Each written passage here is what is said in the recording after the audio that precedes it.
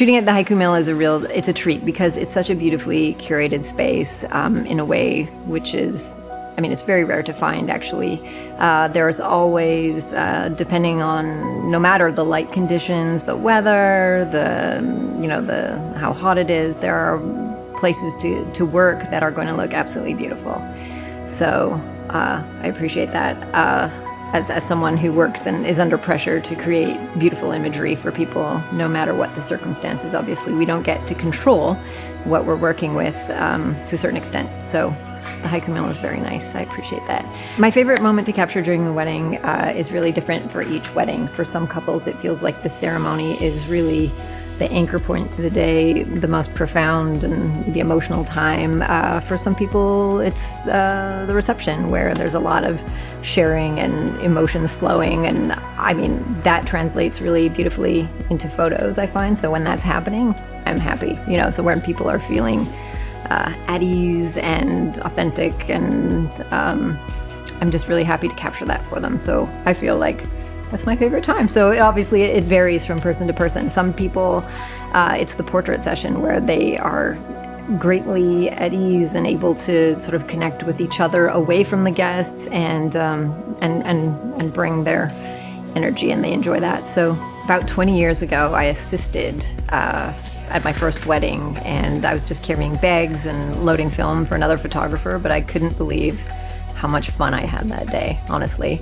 And I can still remember so many details from that first wedding, and I just came home feeling like I could do this and do a good job of it. In describing my style, I would say that I put an emphasis on timelessness and classic beauty. So I'm old enough, obviously, to have seen some trends come and go.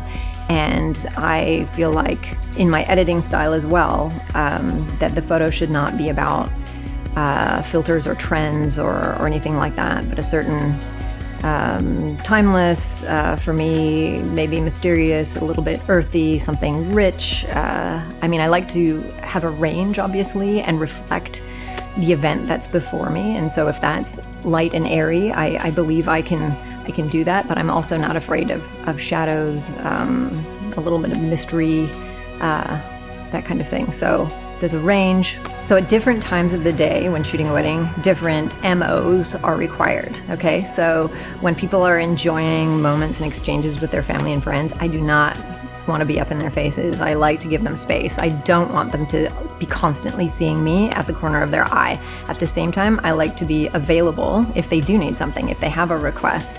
So a lot of the day is like that. So I'm not a large presence in there, at their wedding. At the same time, when it comes to portrait sessions, I'm not going to leave people hanging, right? So we usually have a short amount of time to make some great portraits, and I'm going to support them and give them what they need. I think I'm a good person to be on your team, have on your side in terms of whether that's fixing the hair that's gone wonky, whether it's reading that you need a break, like just a few minutes, on your own. Whether you need space or whether you need me close by.